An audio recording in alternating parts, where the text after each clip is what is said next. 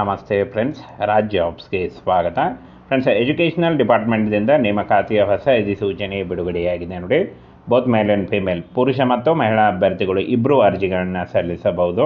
ಹಾಗೆ ಕರ್ನಾಟಕದ ಯಾವುದೇ ಡಿಸ್ಟಿಕ್ಕಿಂದ, ಎನಿ ಡಿಸ್ಟಿಕ್ಕಿಂದ ಕೂಡ ನೀವು ಅರ್ಜಿಗಳನ್ನು ಸಲ್ಲಿಸಿ. ಇಲ್ಲಿ ಕಾಣಿಸ್ತಾ ಇದೆ ನೋಡಿ, ಸರ್ವಶಿಕ್ಷಾ ಅಭಿಯಾನ ನೋಡಿ, ಸರ್ವಶಿಕ್ಷಣ ಅಭಿಯಾನದಿಂದ ನೇಮಕಾತಿ ನಡೀತಾ ಇದೆ. ಶಿಕ್ಷಕ ಮತ್ತು ಪ್ಯೂನ್ ಹಾಗೆ ಇನ್ನು ಉಳಿದಂಥ ಉದ್ಯೋಗಗಳಿಗೆ ನೇಮಕಾತಿ ನಡೀತಾ ಇದೆ. ಒಟ್ಟು ಖಾಲಿ ಹುದ್ದೆಗಳು ನೋಡಿ 24,061 ಬೃಹತ್ ಹುದ್ದೆಗಳಿಗೆ ನೇಮಕಾತಿ ನಡೀತಾ ಇದೆ ನೋಡಿ.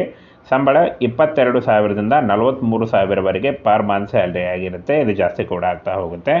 ಇನ್ನು ಉದ್ಯೋಗ ಸ್ಥಳ ಕರ್ನಾಟಕ ಸೇರಿ ಅಖಿಲ ಭಾರತದಲ್ಲಿ ನೇಮಕಾತಿ ಮಾಡಿಕೊಳ್ಳಲಾಗುತ್ತೆ ನೋಡಿ. ಆಯ್ಕೆಯಾದಂಥ ಕ್ಯಾಂಡಿಡೇಟ್ಗಳಿಗೆ ಕರ್ನಾಟಕ ಸೇರಿ ಅಖಿಲ ಭಾರತದಲ್ಲಿ ನೇಮಕಾತಿ ಇರುತ್ತೆ. ಆನ್ಲೈನ್ ಮೂಲಕ ಅಫಿಷಿಯಲ್ ವೆಬ್ಸೈಟ್ಗೆ ಹೋಗಿ ನೀವು ಅರ್ಜಿಗಳನ್ನು ಸಲ್ಲಿಸಬಹುದು. ಇನ್ನು ಪೋಸ್ಟ್ ಹೆಸರು ಮತ್ತು ಪೋಸ್ಟ್ಗಳ ಸಂಖ್ಯೆ ನೋಡಿ. ಪ್ರಾಥಮಿಕ ಶಿಕ್ಷಕ 98,305, ಪ್ರಯೋಗಾಲಯ ತಂತ್ರಜ್ಞ 18,650, ಚಪರಾಸಿ ನೋಡಿ ಪ್ಯೂನ್ 24,300 ಇದೆ. ಹಾಗೆ ಇನ್ನು ಕಾರ್ಯಾಲಯ ಸಿಬ್ಬಂದಿ 25,000ದಿಂದ 964 ಹುದ್ದೆಗಳಿದ್ದಾವೆ ನೋಡಿ. ಹಾಗೆ ಇನ್ನು ಕಂಪ್ಯೂಟರ್ ಟೀಚರ್ 72,000ದಿಂದ 842 ಹುದ್ದೆಗಳಿದ್ದಾವೆ ನೋಡಿ. ಇಷ್ಟೊಂದು ಹುದ್ದೆಗಳಿದ್ದಾವೆ. ಈ ಒಂದು ಹುದ್ದೆಗಳಿಗೆ ಆಯ್ಕೆ ಮಾಡಿಕೊಂಡು ನೀವು ಅರ್ಜಿಗಳನ್ನು ಸಲ್ಲಿಸಬಹುದು. ಇನ್ನು ಶೈಕ್ಷಣಿಕ ಅರ್ಹತೆಯನ್ನು ನೋಡೋದಾದರೆ 8ನೇ ತರಗತಿ SSLC ಮತ್ತು PUC ಹಾಗೂ ಡಿಪ್ಲೊಮಾ ಯಾವುದೇ ಡಿಗ್ರಿ, ಎನಿ ಡಿಗ್ರಿ ಪೂರ್ಣಗೊಳಿಸಿದಂಥ ಅಭ್ಯರ್ಥಿಗಳು ಅರ್ಜಿಗಳನ್ನು ಸಲ್ಲಿಸಬಹುದು. ಇನ್ನು ಪ್ರಾಥಮಿಕ ಶಿಕ್ಷಕ ನೋಡಿ, PUC ಮತ್ತು ಡಿಗ್ರಿ ಯಾವುದೇ ಒಂದು ನೀವು PUC ಅಥವಾ ಡಿಗ್ರಿ ಮಾಡಿದರೆ ನೀವು ಪ್ರಾಥಮಿಕ ಶಿಕ್ಷಕ ಹುದ್ದೆಗಳಿಗೆ ಅರ್ಜಿಗಳನ್ನು ಸಲ್ಲಿಸಬಹುದು.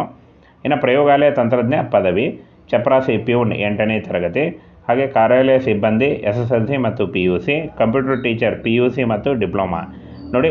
ಯಾವ ಒಂದು ಹುದ್ದೆಗಳಿಗೆ ಏನು ಅರ್ಹತೆ ಅಂತ ಕಂಪ್ಲೀಟಾಗಿ ತಿಳಿಸ್ಕೊಟ್ಟಿದ್ದೀನಿ. ಈ ಒಂದು ಅರ್ಹತೆ ಇದ್ದವರು ಈ ಒಂದು ಹುದ್ದೆಗಳಿಗೆ ಅರ್ಜಿಗಳನ್ನು ಸಲ್ಲಿಸಬಹುದು.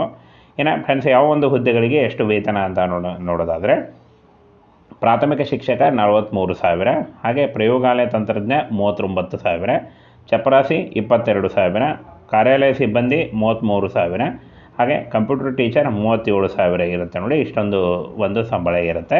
ಇದು ಜಾಸ್ತಿ ಕೂಡ ಆಗ್ತಾ ಹೋಗುತ್ತೆ.